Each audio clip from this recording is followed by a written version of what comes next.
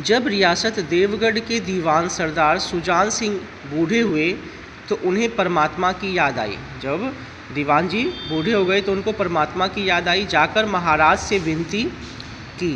दीनबंधु दास ने श्रीमान की सेवा 40 साल तक की। उन्होंने राजा से कहा कि मैंने अब तक 40 साल आपकी सेवा की, अब मेरी अवस्था भी ढल गई है, अब मेरी एज हो गई है, राजकाज संभालने की शक्ति नहीं रही, अब मेरे पास इतनी ताकत नहीं रही कि मैं आपको ये सारा काम संभाल सकूं।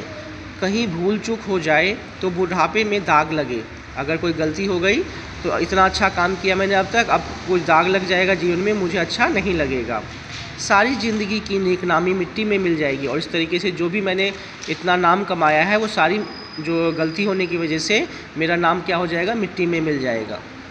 राजा साहब अपने अनुभवशील और नीति कुशल दीवान का बड़ा आदर करते थे। राजा भी दीवान का बहुत आदर करते थे।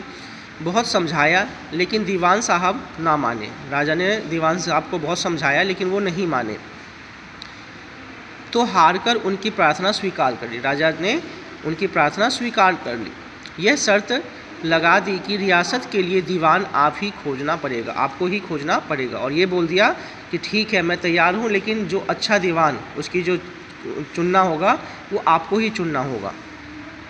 दूसरे दिन देश के प्रसिद्ध समाचार पत्रों में यह विज्ञापन निकला कि देवगढ़ रियासत के लिए एक सुयोग्य दीवान की आवश्यकता है। उन्होंने क्या किया, न्यूज़पेपर्स में, अखबार में क्या छपवा दिया, नोटिस लगा दिया कि एक दीवान की ज़रूरत है, ठीक है ना, देवगढ़ के लिए।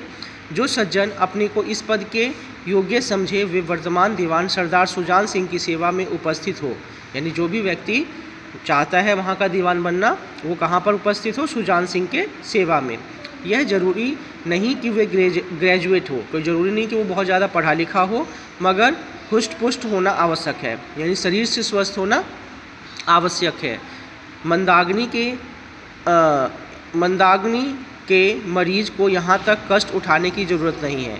यानी जो व्यक्ति मंदाग्नि, कोई बीमारी का नाम है, उससे अगर वो पीड़ित है तो उसको जो है यहाँ पर आने की कोई आवश्यकता नहीं है। 1 महीने तक उम्मीदवारों के रहन सहन, 1 महीने तक जो है उम्मीदवार यहाँ रहेंगे, उनके रहन सहन, आचार विचार की देखभाल की जाएगी। हम देखेंगे उनके आचार विचार के बारे में, कैसे आचार विचार है, क्या रहन सहन है। विद्या का कम परंतु कर्तव्य का अधिक विचार किया जाएगा। पढ़ाई लिखाई कम देखी जाएगी लेकिन ये देखा जाएगा कि विचार कैसे है, ठीक है ना, कर्तव्य कैसे निभाता है वो व्यक्ति। जो महाशय इस परीक्षा में पार उतरेंगे, जो व्यक्ति इस परीक्षा में पार उतरेंगे वे उच्च पद पर सुशोभित होंगे। उन सबको क्या मिलेगा, उच्च पद मिलेगा। इस विज्ञापन के सारे मुल्क में हलचल मचा दी। पूरे विज्ञापन ने क्या कर दी, हलचल मचा दी।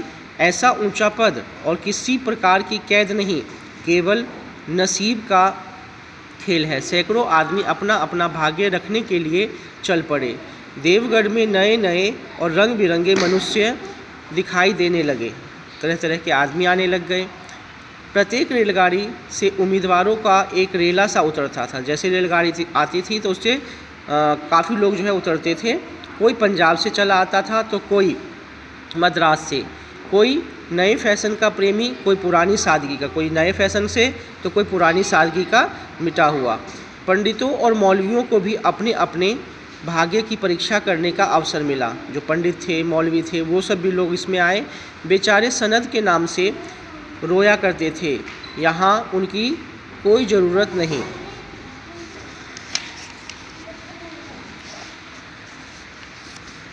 कोई ज़रूरत नहीं थी।